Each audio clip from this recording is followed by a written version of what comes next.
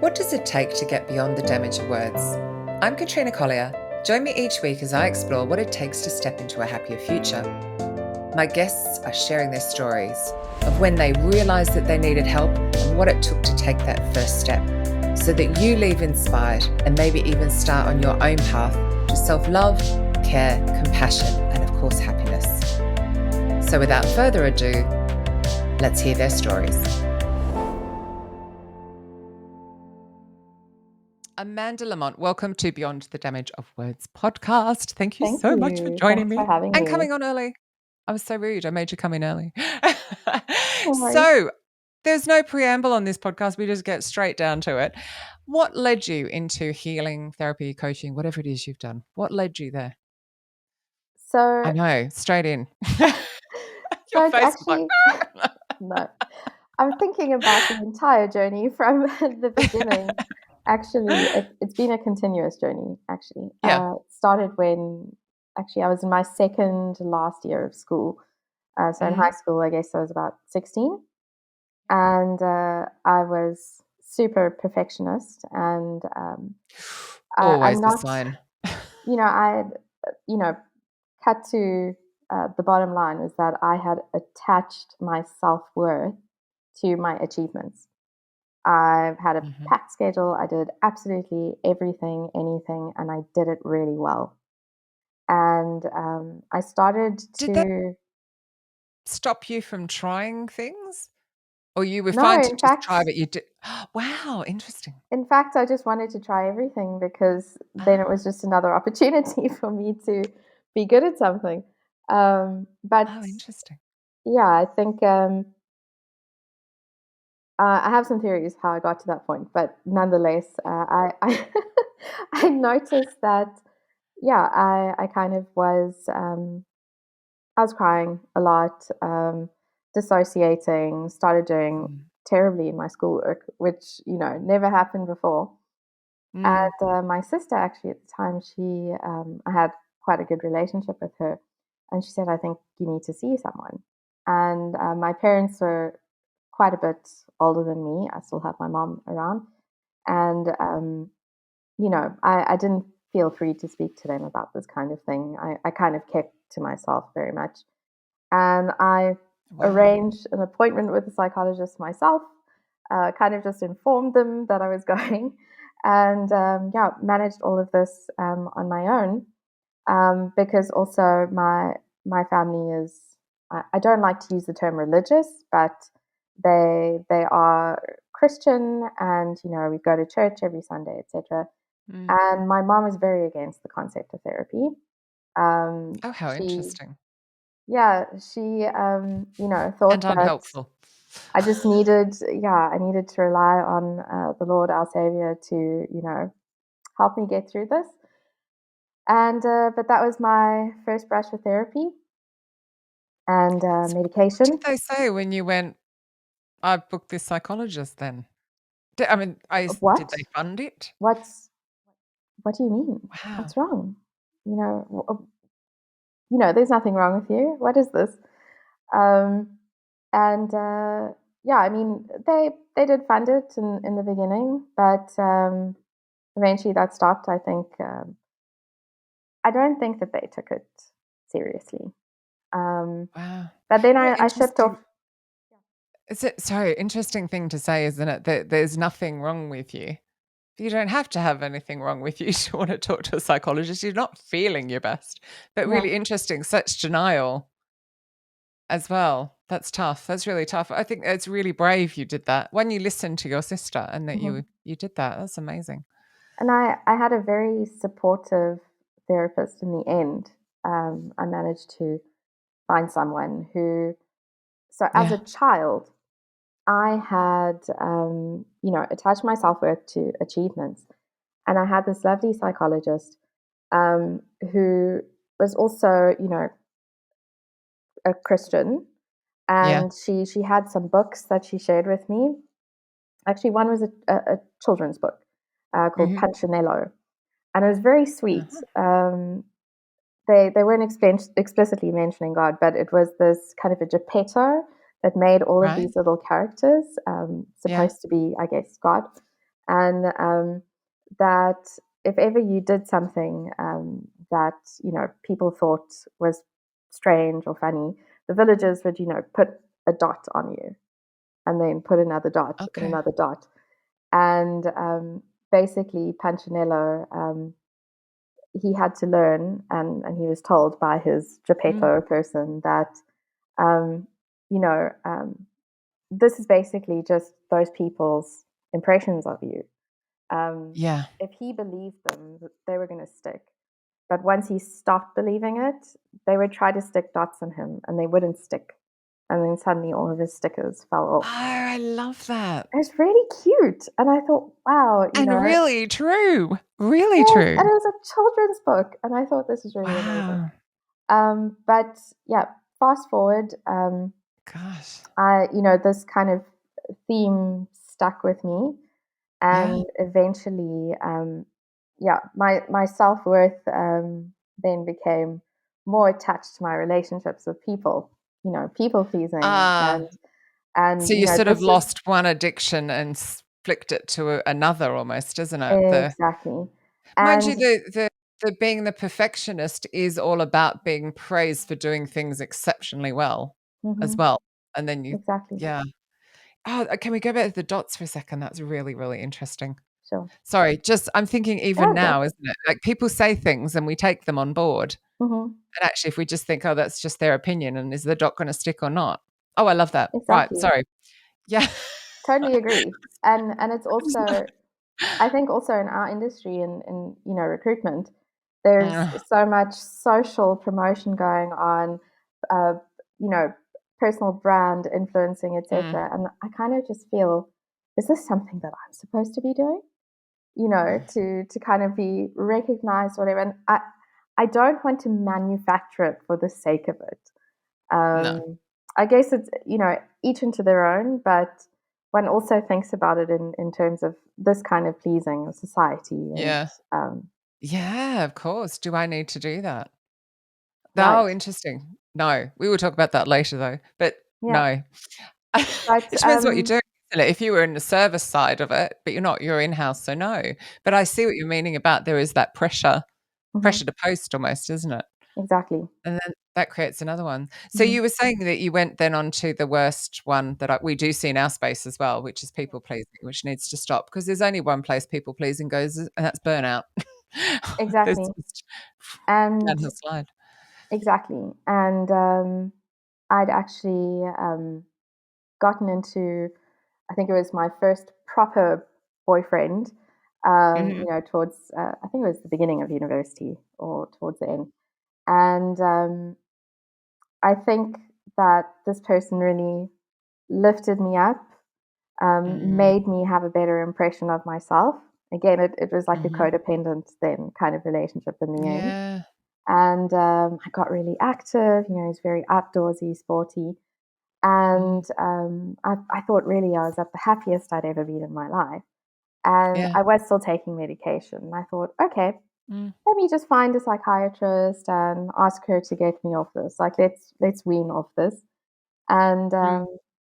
once I started decreasing the dosage, um, everything just started going backwards. I was crying Yeah. again, super anxious, fragile, and I had to continue taking the meds.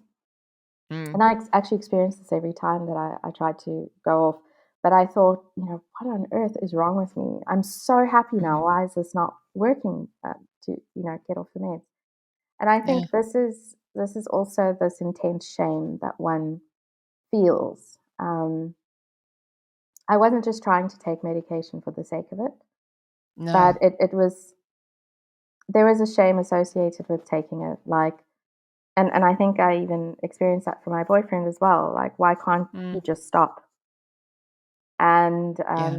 I had to spend a long time accepting that I had to take it. For whatever reason, I can't put a magnifying glass into my brain and look at all my neuronal pathways. Um, but I felt like there was something wrong with me, that I was broken, and Mm. why do I have to take this? And it took me years. To lose Um, the shame side of. to Yes. taking them. Yeah. And it was But just this. I love the way you described it before we came on the call, which is Mhm. like it's bringing you up to a baseline from this quite Exactly. deep depression, isn't it? So that you do feel that you can do the stuff you are doing, which is the talking Mhm. therapies and the, Right. healing stuff as you go. And I'll So, illustrate that again, where you mm, have these inner emotional demons, yeah, memories of the past that perhaps you haven't gone back to. I don't want to say analyze, but yet. more Yeah. understand. What your Yeah. response has been to it and why. Mm, Um, but if you're normal, for lack of mm. a best term, here's your baseline. Yeah. When you're clinically Yeah. depressed, you Mm, are down here, and if you're yeah. trying to help yourself, you can't drag yourself up to normal. You're not functioning like that. So the medication helps you to get to the baseline. It's not a happy fall. Yeah. Get you to the baseline where you can Mhm. start to help yourself and build Yeah. strategies that can help you attain a state of This happiness or next higher level. functioning, Yeah. etc. And this is what people don't know. It doesn't replace Mm, therapy. It's not something that can be used in no. isolation because it's only through a learning process that you can learn to cope further to that. Mm, yeah. And this is what I had to do was I had a wonderful therapist. I was a student. And then I started working, had my first crappy job, was earning hardly anything. And she just didn't want to leave me. She said, I can't leave you like this. And she actually saw me essentially for free. And once I started Amazing. getting a job, I started to pay her a lower rate as I got an increase, and I increased my payments. What would we do without Amazing. people like I this? know. And there are And people like this. I see this sometimes on comments on social media posts, and there's, particularly here in the UK, there's quite a reliance on, well, I went to the NHS and I only got so much. And it's like, mhm. yeah, but there's always, even though you might have to put your hand in the pocket, we'll pay for a gym membership. Why aren't we paying for our mental health? I do Mm. sometimes wonder. But there are people like you're saying, there are people who will do cut rate. There's people who do group programs. Mhm, There is always something that is affordable for most people. They mhm. might have to give up something else, you know, And their this annual is holiday or something. But I'm being flippant a little bit, but it's worth it, isn't it? It's yeah. worth it for your mental health. And this is actually what inspired me to go into clinical psychology. Unfortunately, didn't complete that master's because I life happened. I needed to get a job, and here I am in recruitment. Somehow I fell into Uh, recruitment, which is still it's people. I'm one of Still those people. analyzing people. 98% of all recruiters, like they would say that. But it's something that I am really passionate about, and I've Yeah. managed to share with a lot of people as well who do grow up in backgrounds where this kind of thing is not talked about, and it's Mm, also shameful for them to speak about their emotions. And without that self actualization, it's going to be very difficult for them to move mm, past, what's kind of haunting them from their past yeah.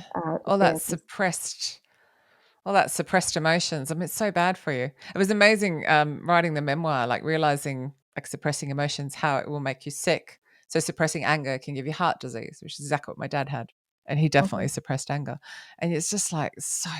Oh, but yeah, I would imagine your parents' generation were very much that stiff upper lip, suppress, don't talk about it. And then am I understanding that Christianity got used as the excuse for suppressing the emotions? Would that No, be I wouldn't. a correct assumption? No?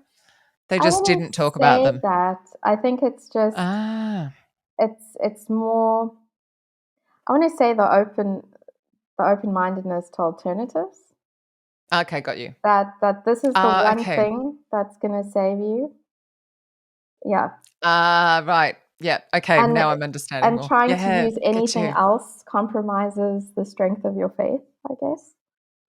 Yeah, Um, but yeah, it's I've continued to go back to therapy, so I yeah. think Because that's what you messaged, didn't you? And I was like, "Help, I need some people." And you've gone back.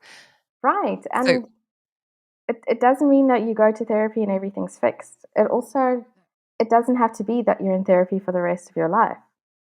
In my case, when I feel like, okay, I'm going through something tough now, I realize that For me, I had a severe stress response to recent times, with layoffs happening a lot in our Yeah. industry, um, and I trying to think be that. 2020 and 2023 for talent acquisition folks, Oh, and it's been a agency folk, has nightmare. just been ridiculous for recruiters.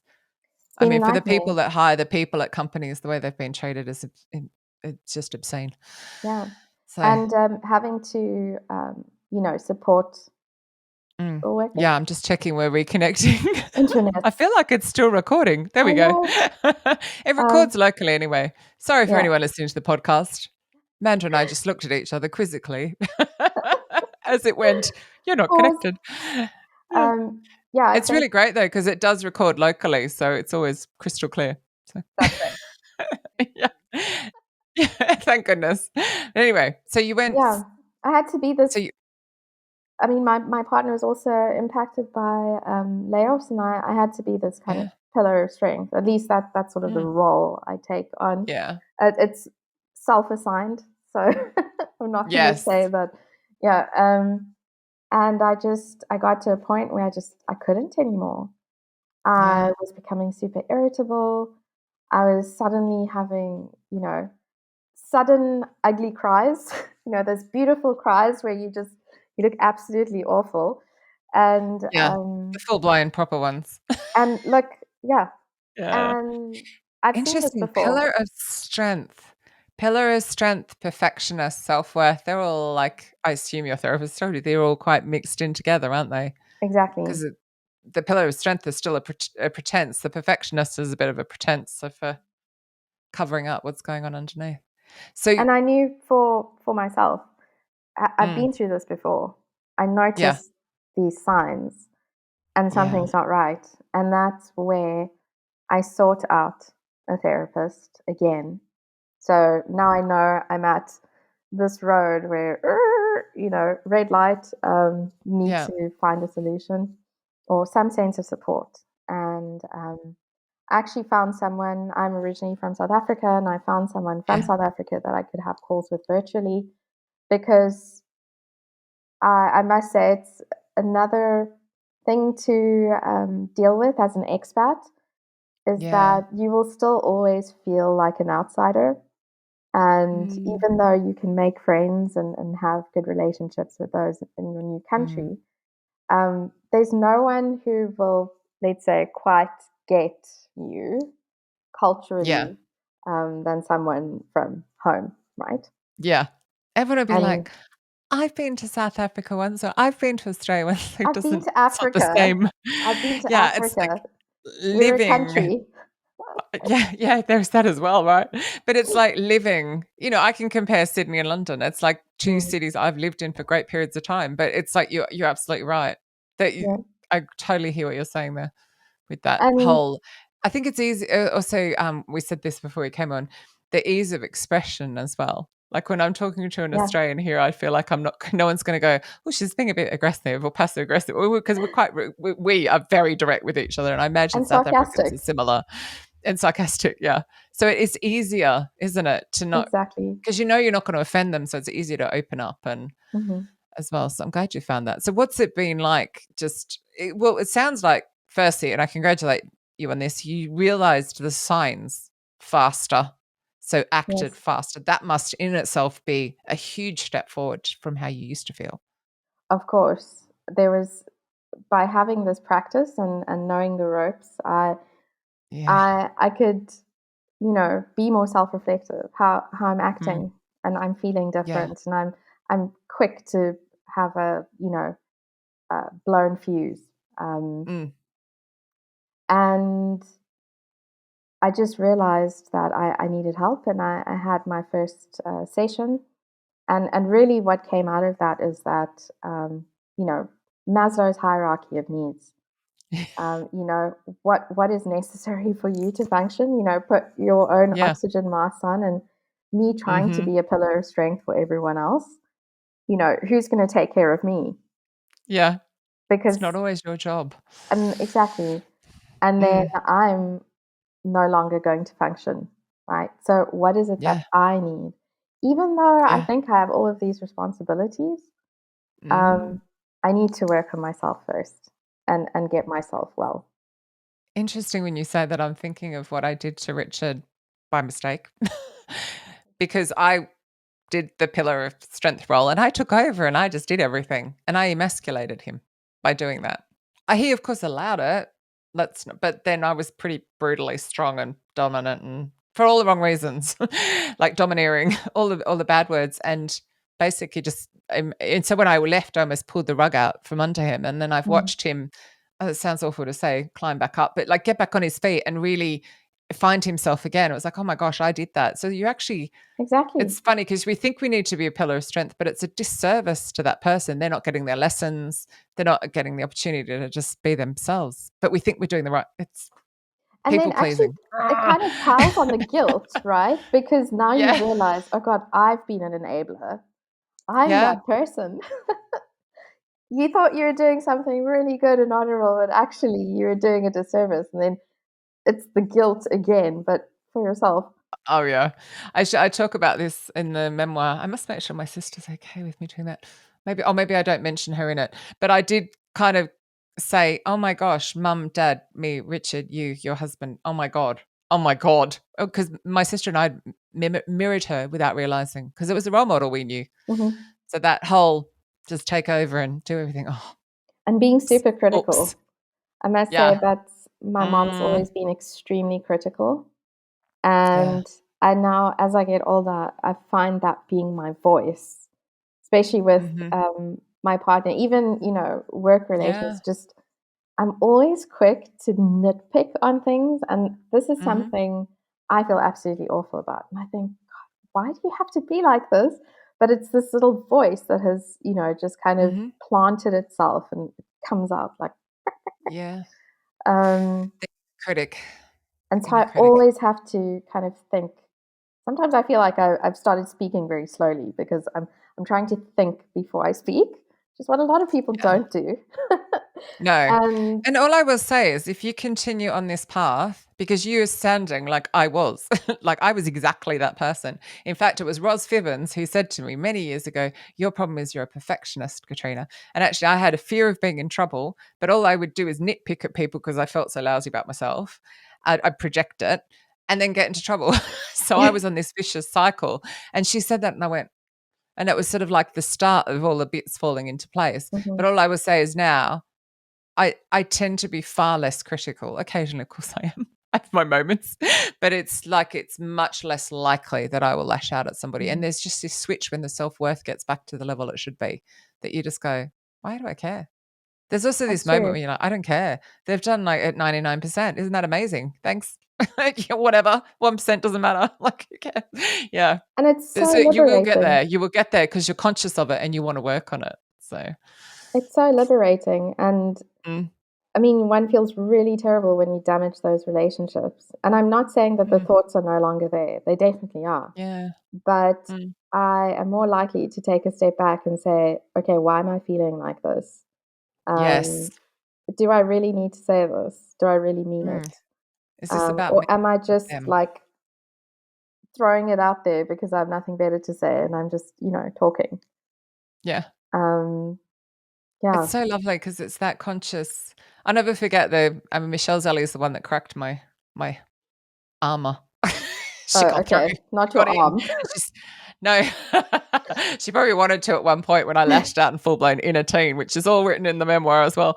But yeah, she started through, and yeah, she said, like we did this particular weekend, and she said, "You're going to be like life will never be the same again." And it was that conscious awareness you're talking about. That why am I about to say that? I don't need to say that. Is that of any value to anybody? Why am I saying that? And Exactly. it's like you stop. But it's the same with your thinking. Like, why am I thinking about that? I felt miserable. Why am I remembering that? Who Yeah. cares? Let's move on. And I always bring myself back to my dog. I find like maybe you do it with your cat. Bring yourself back to something that you love. Instant Yeah, I don't shift. know. I think my cat's gonna cut me in my sleep. Oh, Occasionally they do love me. okay. Wrong thing to think about. Something you love, that kind of a thing. Oh, that's so cool. So you went back just recently for because of the work. Would you mm, And is I it too soon also to have a shift? Oh, you've already had one session though, but is it too soon to have noticed a shift, or have you Oh noticed a no, shift quite quickly? I've had multiple Oh, sessions already. Um, Definitely a shift. Look, just on a basic level, suddenly mm, there's this release of having opened up to someone yeah, because actually, believe it or not, living in Berlin, met so many people, made friends who've come and gone. mm, Very international, cosmopolitan city. People leave, yeah, yeah, and it's really feels like it's just me and my partner against the world, right? Like, and we're yeah, with each other and through thick and thin. But mm, it's not fair to pile everything on one mhm, person, and a lot of that stays inside and bottles up inside, and then I'm yeah, actually that kind of person who I keep things together really well. And then one day I explode. I don't have little mm, explosions. I just have one huge, yeah. kind of boom, It's end of sounding a lot days. like the end of my marriage. That was a lot like that. 2 years of resentment built up and exploded on one day. Yeah. Yeah. No, I know, yeah, it's really dangerous. And then But to I also think it's because it's also just all relationships, right? There's Mhm, always a friction. There's you're stepping too much one way or the other. And so actually having that outsider, it's mhm. always beneficial to any relationship. And to have someone who's challenging your thinking. Yeah. You know, Yeah. I'm saying, oh, you're so shit because of this, or why can't you do that? You're so useless. Like, you can't do anything right. And then there's someone who can actually put up a mirror and say, oh, but you've done this. You've managed to do that. You're not Yeah. that. Why do you say you're terrible? What Yeah. makes you so terrible? And kind of just showing the side that you're not admitting to, or looking at. It's actually not Mm. a bad person. You're actually pretty great. And you're like, Yeah. right. Yeah. Yeah, and yeah, I know what you mean. You need And it's someone hard just because if to, you've had that nitpicking from so young, it's yeah, really easy to believe that little voice, the inner critic. I call it the inner critic. exactly. All I will say is mine has shushed. Like, it literally has shushed. Of course, it pops up occasionally when I, like, go to do something brand spanking new, it'll just pop up and just remind me it's there. But compared to what it was like before I started, so just keep going is all I can say, Yeah, because it does get quieter. Or you do like evidence to the contrary. So it pops up and it says something, goes, well, isn't that interesting? And what about blah, blah, blah? And maybe have that little list from your therapy sessions where it's like, well, actually, I did that great and that great and that great. So, and then it kind of goes, whoof, yeah. shushes. I love Have that you, as well. and I'm pretty sure you've spoken about this, but have you heard about the inner child theory, Yes. right? Yes. And that's Huge inner child something, fan. yeah, that's something that it was a breakthrough in, let's say, um, the more traumatic part of my life when I was in Hmm. university and just after, where my therapist said that actually the way I'm behaving is because my inner child is acting out. Is scared. Yeah. Um, that because I never actually graduated from that Mm. stage, that Yeah. this inner child is the one that's shouting out um, Yeah. through me as an adult and Yeah. manifesting this behavior. Yeah. And this was a Amazing, super isn't it? breakthrough. I would encourage anyone to go read more on that if you're having the same kind of Ah, experience. It's such an eye opener. inner child work. So I see I've got a slightly different version. So Michelle gave me inner child, inner teenager, and functional adults. So functional adults talking to you now. If functional adult isn't protecting your inner child, out comes the door slamming, stroppy word like venom, Yeah, the teenager, right? But and it's almost like recognizing, going, are you all right? Okay. And having a chat in your head with your inner child, and then the teenager goes away. And it's, yeah. And then I did a lot of stuff where I would, inverted commas, in session, bring my mother into the room, and my inner child or my functional adult, and hmm, sometimes even my inner teenager would say all the stuff I didn't get to say.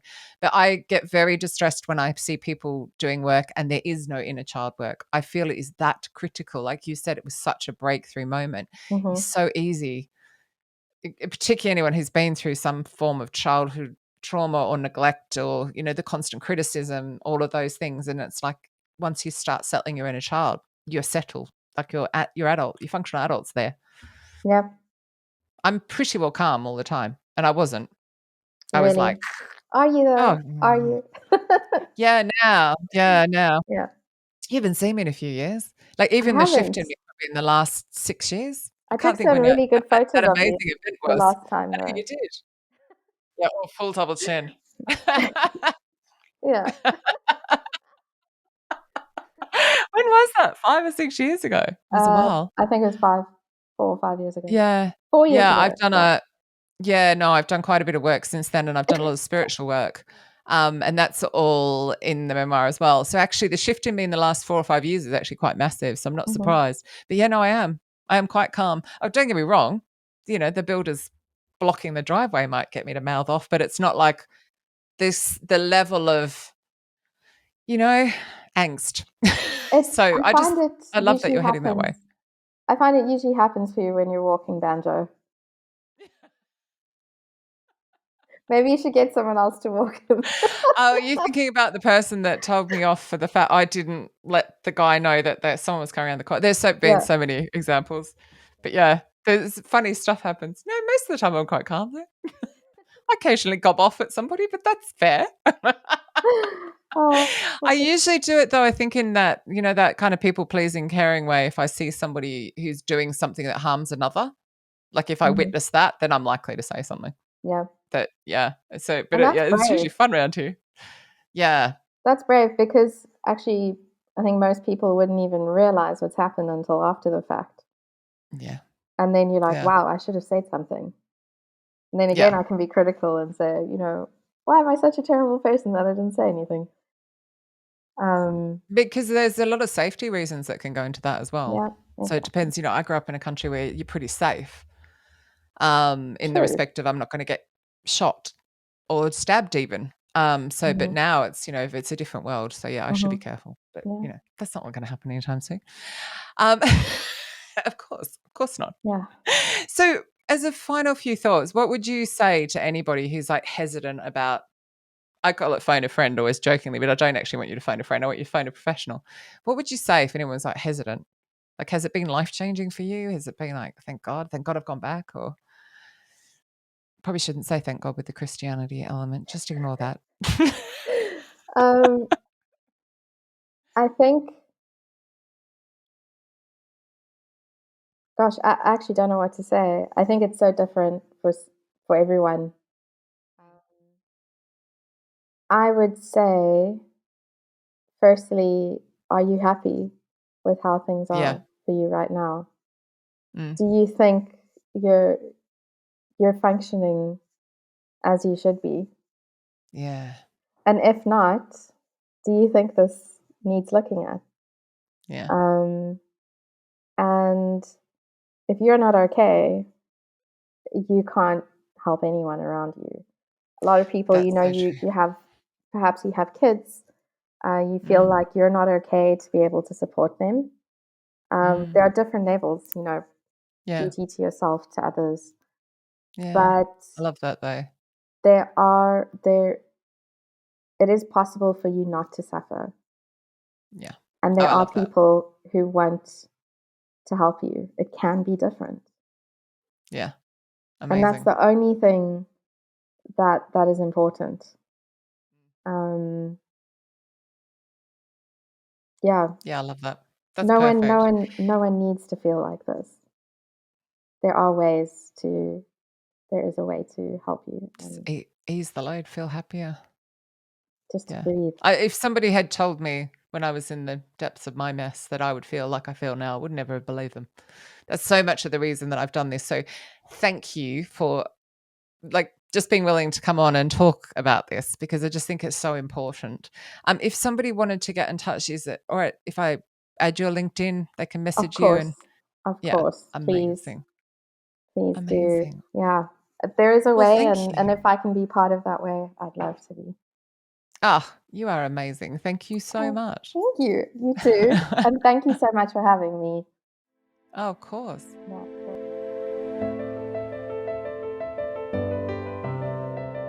Thank you for tuning in to Beyond the Damage of Words. How brave, how vulnerable, all to inspire listeners like you to take a step or inspire others to take a step. Imagine what healing we could create if we normalize this conversation.